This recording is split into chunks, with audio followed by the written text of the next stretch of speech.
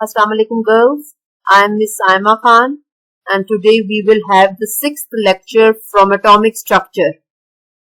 Previously in the last 2 lectures we have discussed Bohr's atomic model, then we have derived the radius of an atom from Bohr's model.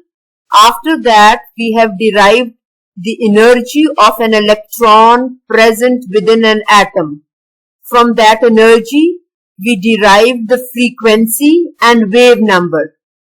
Today we will start with the new topic, that is, it will be related to spectrum.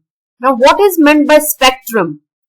Spectrum is that light which is visible to us.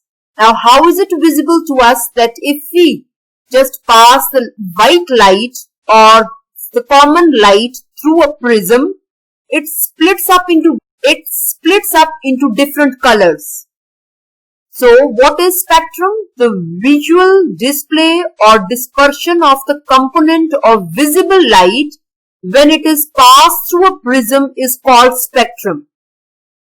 The apparatus with the help of which we study this spectrum is known as spectrometer, and the study of spectrum is known as spectroscopy. Generally we can say that there are 2 types of spectrum, or in your exams they can ask you that define spectrum and give its types. Sometimes they ask you in your viva, particularly when you have done your second year practicals, that what is meant by spectrum and how is it obtained. So what are the 2 types of spectrum? First one is continuous spectrum and then comes the line spectrum. The word continuous spectrum can help us that there will be a continuity of one in another thing in such a way that we just can't differentiate or we just can't make any lines in between the fixed colors or wavelengths over there. Such as if you just see a rainbow, we just can't differentiate between the different colors of the rainbow. They are in the middle of the 2 colors, they are mixed with each other. So in case of continuous spectrum, it is when the boundary lines between the colors cannot be marked. That is known as continuous spectrum. But when we can identify or we can make certain lines present between the dark and the light or bright and the light colors, that is known as line spectrum. So we can say that spectrum can be of 2 types, continuous and line spectrum. Now comes the defects or the drawbacks of Bohr's model. Different theories were put forward and because of different theories it was then later on concluded that although Bohr has really done a great job for discovery or for the proper shape of an atomic model, but still there are some drawbacks in it. First one is origin of the spectrum of multi-electron or poly-electron systems such as helium, lithium cannot be explained. That is, Bohr took the simplest atom, that was of hydrogen, and he said that any other atom other than hydrogen can be taken, but for that you have to convert all those atoms into similar structure for that of hydrogen. That is, they should have only 1 electron and 1 proton. Multi-electron or poly-electron system was not explained, or it is really very difficult by the help of which we can derive the radius or we can find out the energy when we have more electrons and protons present in that system. So this was one of the very important drawback. So this topic is also very important from your short questions point of view. Second is that Bohr suggested circular orbits of electrons around the nucleus. He said that when electrons are revolving around the nucleus, they are moving in circular paths or shells. But actually now it is proved that they are not circular, rather than they are elliptical, as well as they are not fixed in one single plane, they are in three-dimensional space so that the nucleus is totally covered from all the sides equally by the electronic cloud. So this was also another major drawback of Bohr's suggestions. Third one is Bohr's theory does not explain Zeeman effect and Stark's effect. Now what are this Zeeman and Stark's effect?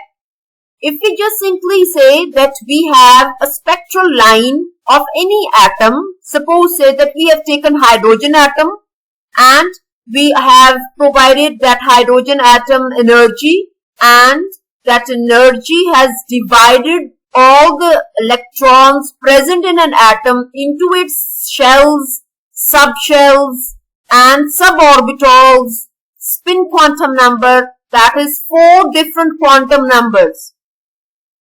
Bohr just suggested that there is only one spectral line, further it cannot be divided. That is, he showed that there are only orbits present, suborbital and or you can say that subshell theory was not given at that time. Later on, it was proved that if we take one spectral line, it is further divided into so many small lines over there, indicating that one spectral line can be divided further into sublines, or one quantum number is divided into so many other quantum numbers. That is, it can be the shells, which are K, L, M are the shells, which are further divided into subshells or orbitals. That is S, P, D and F. That S is just circular or has only, when we draw, we just draw only one block. But when we draw P orbital, we have to draw 3 blocks for it, middle one and 2 side ones.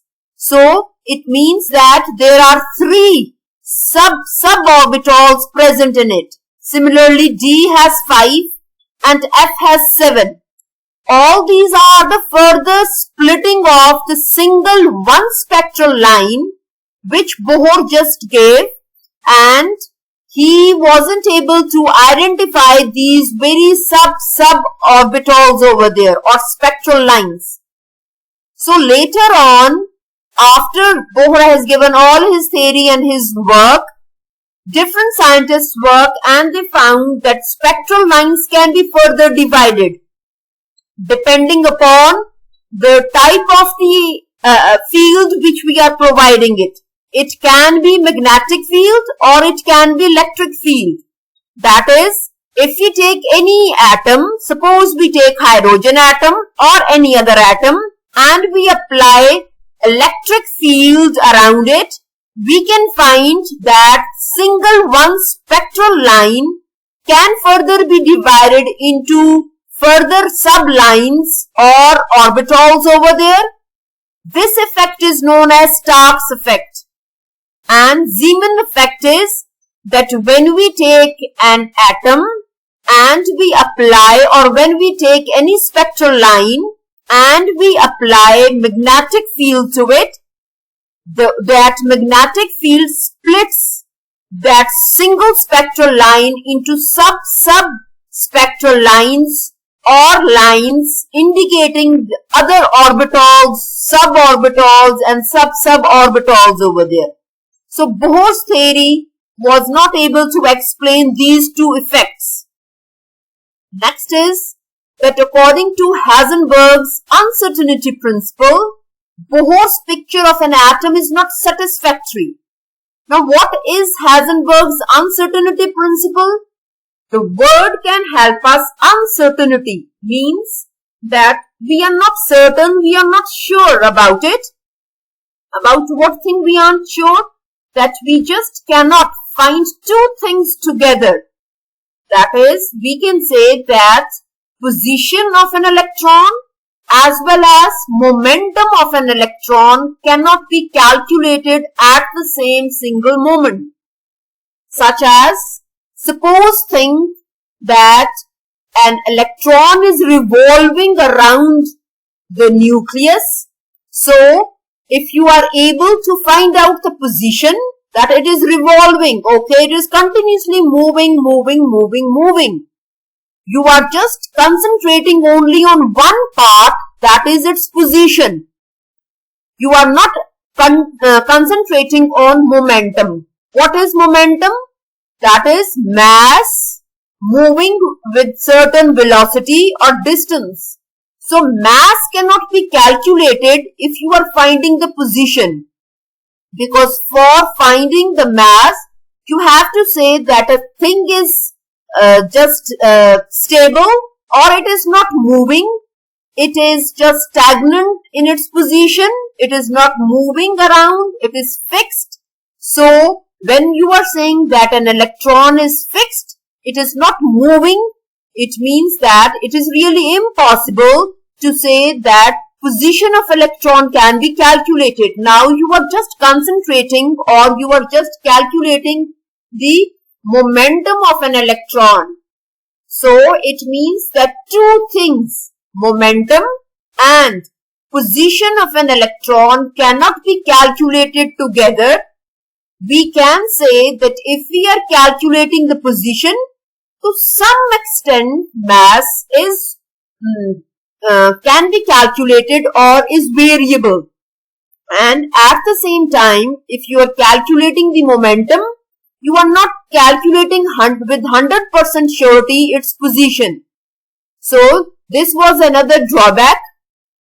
Fifth one is, in order to solve the uncertainty principle, another scientist, Schrödinger, gave a wave equation. Now what is this wave equation which Schrödinger gave?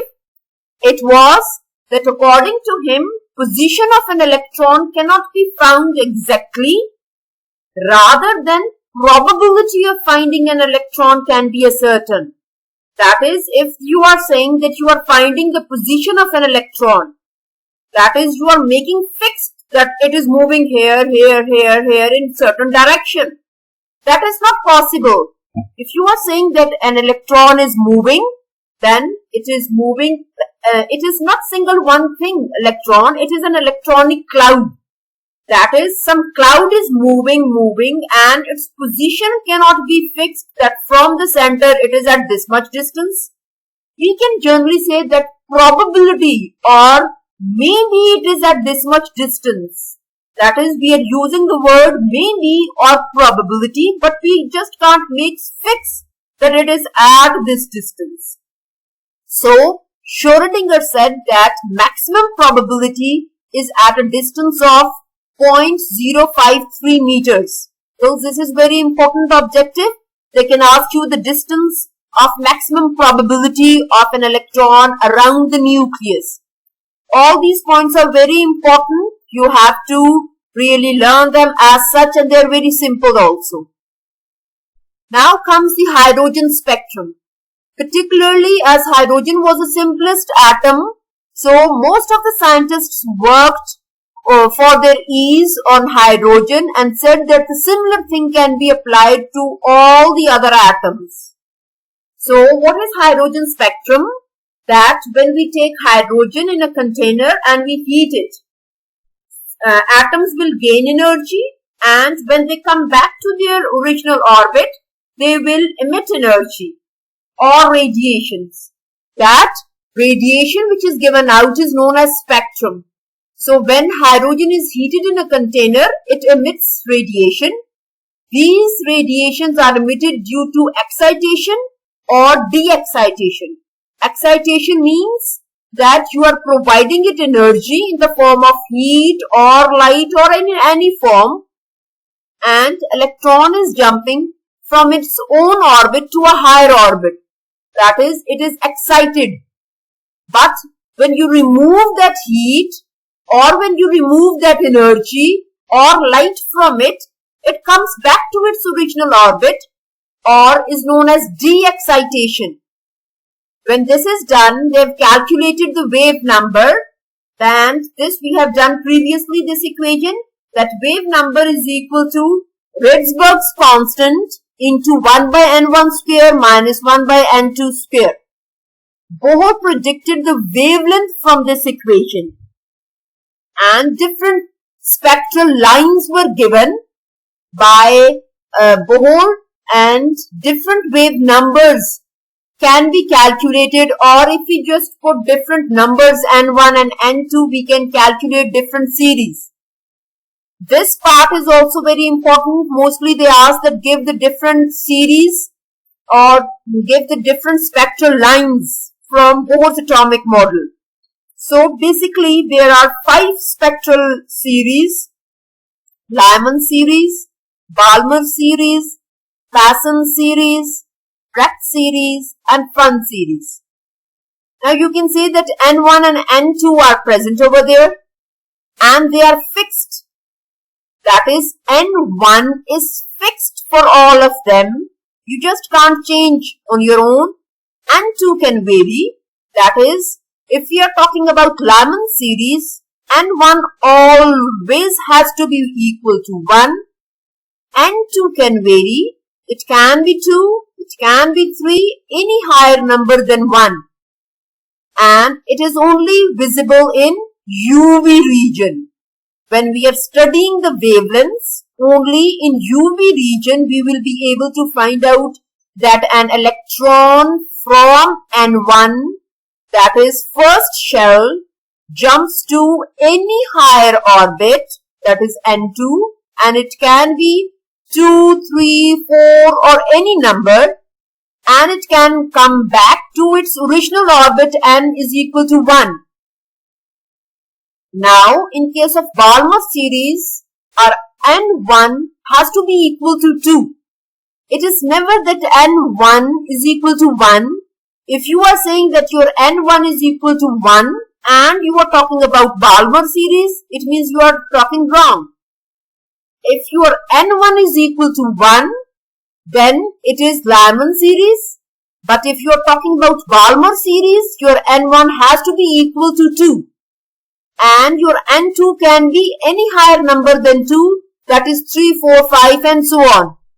And in visible region, it is present.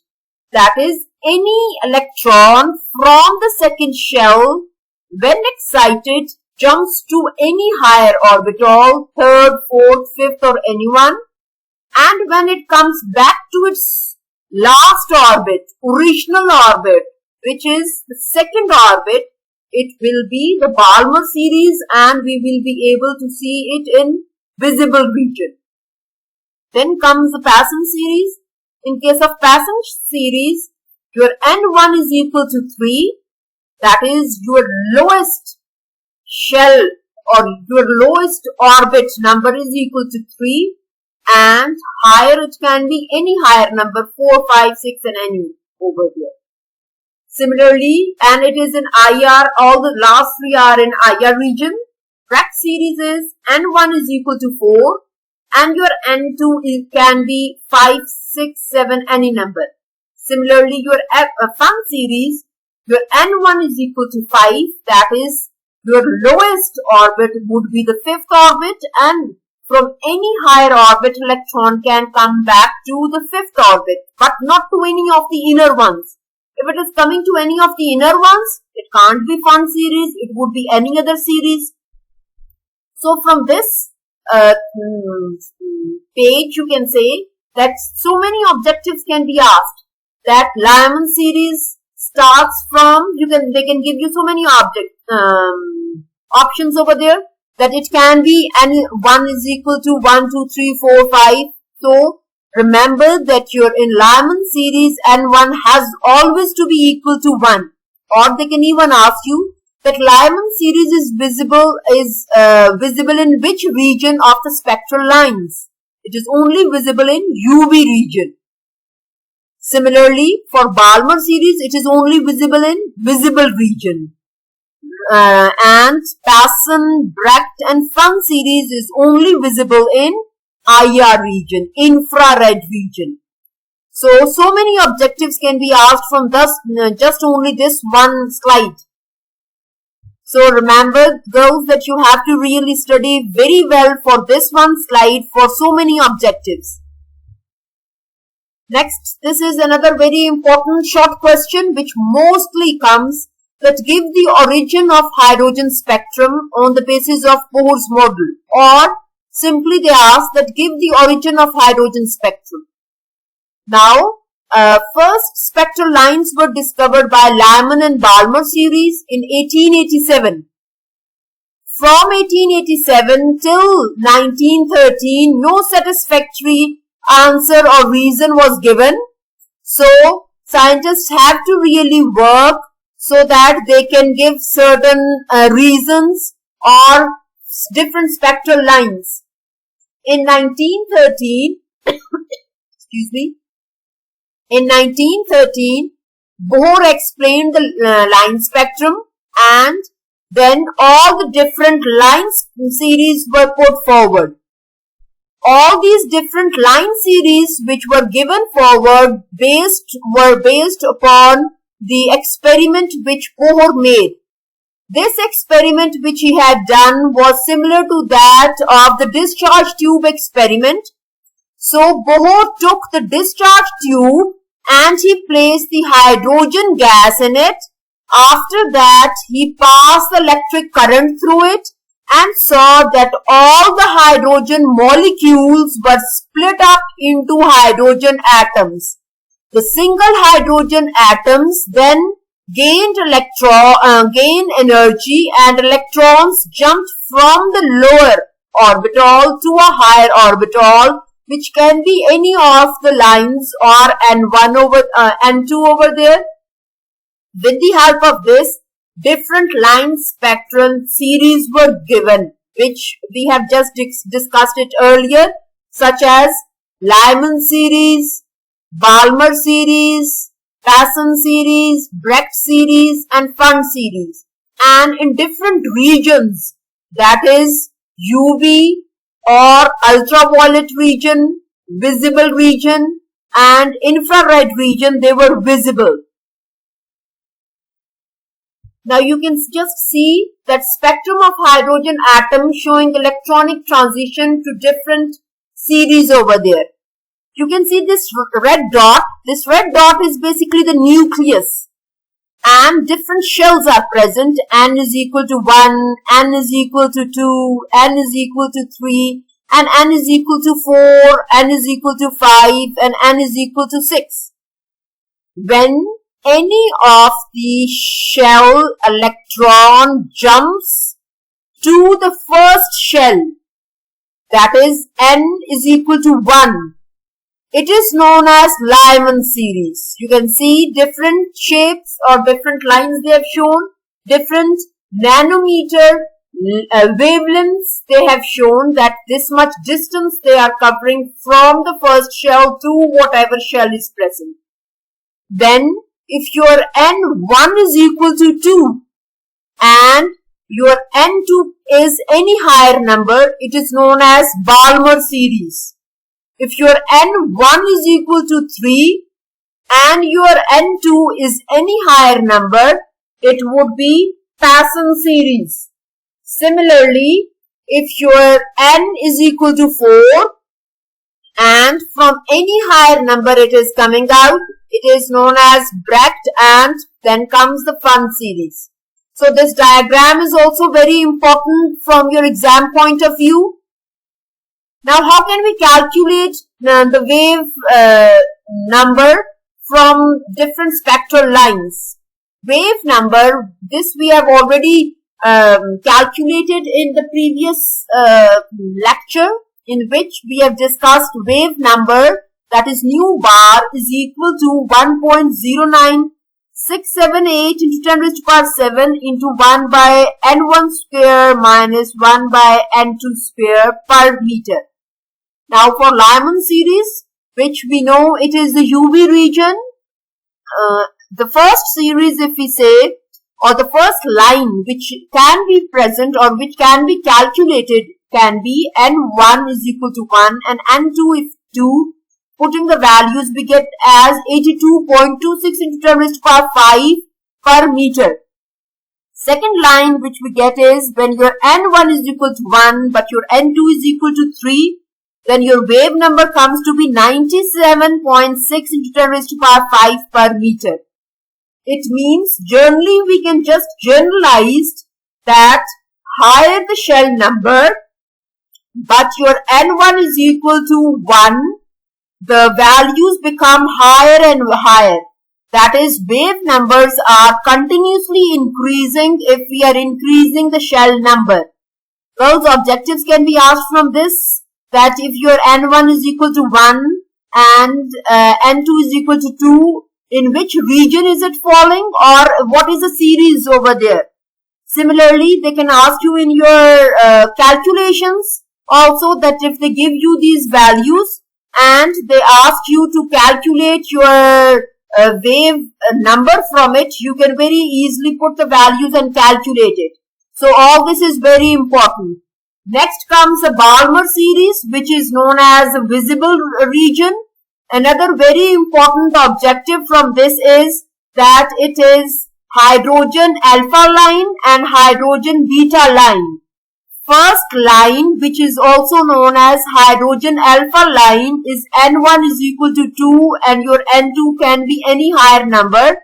They have calculated it and it comes out to be 15.234 into 10 raised to power 5 per meter. And the second line which is there is also known as hydrogen beta line. If it is a third line and so on, it would be known as hydrogen gamma and so on. Next are the Passon series. The first line they have calculated the second line and so on. All this lies in the IR region. If you just continuously see that the wavelength values are continuously decreasing, that is, first they were in 2 figures and now it is coming only in 1 figure, that is 5 point something, 7 point some value over there. So it is continuously making a decline or a decrease over there. Similarly for Brecht series, it is 2.45 and 3.8, and so for the Fun series it is also 1.34 and so on. All this is very important from your objective as well as numerical point of view. So you have to really learn all of it. Next comes Planck's quantum theory. This is also very important. They ask you in your short questions that explain Planck's quantum theory. So Planck explained it or proposed this theory in 1900, and he said that first point is that energy is not emitted or absorbed continuously. This we have already discussed, that if something is continuously absorbing or emitting energy, if it is continuously absorbing, it means it has to move higher, higher, higher, and so higher that it has to come out of that atom and it has to be converted into an ionic form. Or if it is continuously emitting out energy, it has to come to the nucleus and all of that atom would collapse over there. So continuously emission and absorption of energy is not possible. It is emitted or absorbed in the form of wave packets or energy forms which are known as quanta. And if that energy packets are in the form of light, they are known as photons. Second point is that the amount of energy associated with quantum of radiation is directly proportional to the frequency of radiation. That is, energy E is directly proportional to frequency nu. Or we can say that E is equal to h nu, where h is Planck's constant and it is 6.625 into 10 raised to power minus 34 joules second. Girls, this is a very important objective also. They can ask you that what is the relationship between energy and frequency. Both of them are directly proportional to each other. They can ask the Planck's constant value. I told you earlier too that some of the values you have to learn as such. They won't be giving you in your exams. So Planck's quantum, Planck's constant value you have to remember as such. Third point is that a body can emit or absorb energy only in terms of integral multiple of the quantum. Integral multiple basically means that it can be 1, 2, 3, 4. It can't be 1.2 or 2.5, 2.7. It can't be in the form of points or fractions. It has to be whole number, integral number. That is, E is equal to NH nu, where N is equal to 1, 2, 3, any shell number. And if we say that our nu is inversely proportional to lambda, or you can say that it is directly proportional to 1 by lambda, then putting up in the converting this proportionality into equality, we get that mu is equal to c by lambda, where lambda is the wavelength and c is the velocity of light. Putting this equation in the upper first equation, we get that E is equal to hc by lambda. Greater greater the value of wavelength, smaller would be the energy. So this can be another objective. They can ask you that what is the relationship between energy and wavelength. Both of them are inversely proportional to each other. Or they can ask you in your objectives that greater the value of wavelength, dash will be the value of energy, greater, smaller, equal to, or something like that. So as their relationships are inversely proportional, so definitely if one is greater, other has to be smaller. Then if we just take the wave number, which is equal to 1 by lambda, then putting it in this equation, we get that E is equal to hc nu bar, or wave number. So we can say that what is the relationship between frequency or wave number or C with energy, that all of them are directly proportional. Greater the energy, greater will be the frequency, or greater will be the wave number. Now what is frequency? Number of waves passing through a point per second. That in every 1 second, how many waves are passing is known as frequency. And what is wavelength? Distance between two adjacent troughs, and the troughs is known as a wavelength. Now what are troughs and troughs? When we draw any wave, the upper, all the peaks which we get are known as crests, and the lower peaks which we get are known as troughs. So one upper and one lower, you can say one upper and one lower half makes full one wavelength of a wave. Different units of wavelength, they can be angstrom, meter, nanometer, and they can ask you in your objectives that 1 angstrom is equal to how many meters?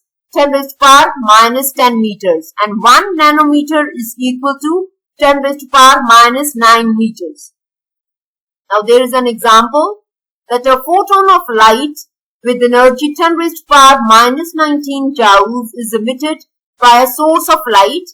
First is that convert this light into wavelength, frequency and wave number of the photon, and in what units? In meters, hertz and per meter respectively. Second part is that convert this energy of photon into ergs and then calculate all those same wavelength but in centimeter, frequency in hertz and wave number in per centimeter. The solution is that energy is given to us, nothing else is given, so we have to just, from this one thing, we have to calculate wavelength, frequency and wave number. So first of all, we will calculate the frequency, that is E is equal to h nu, and nu is equal to E by h. H is a Planck's constant, which I told you that you have to remember its value as such. So if you just calculate, it comes out to be 1.51 into 10 raised to power 14 per second. Similarly, for calculating the wavelength or lambda, it is nu, or frequency is equal to c by lambda. and lambda is equal to c by nu. Putting the value, we get it as 1.98 into 10 raised to the power minus 6 meters. Similarly, wave number, and for calculating, wave number is equal to 1 by lambda, or wave number is inverse of wavelength. Putting the value, we get the answer as 5 into 10 raised to the power 5 per meter. Second part was to convert it into first ergs and then to calculate all those. So 1 joule is equal to 10 raised to the power 7 ergs. So energy which was over there was 10 raised to the power minus 19 joules. Now instead of joules, you just have to put 10 raised to the power 7 ergs. Your answer comes to be 10 raised to the power minus 12 ergs. And your H also, Planck's constant also is changed. That is, now it is 6.625 into 10 raised to the power minus 27 ergs second. Now calculation of frequency, that is, it is E by H, and our E is 10 raised to the power minus 12, and our H is 6.625 into 10 raised to the power minus 27. Answer comes to be 1.55 into 10 raised to the power 14 per second. Wavelength in centimeters is that wavelength is equal to c by nu. Putting the value c into 3 into 10 raised to the power 10 centimeter per second and dividing it by nu, we get the answer as 1.98 into 10 raised to the power minus 4 centimeter. Now for calculation of wave number, which is wave number is equal to 1 by lambda, putting the value, the answer comes to be 5 into 10 raised to the power 3 per centimeter. I hope so that all of it is clear to you girls, and all this topic as well as all this chapter is very important from your short questions, from your objective point of view. So do prepare it very well, and all of it is very important. Thank you girls.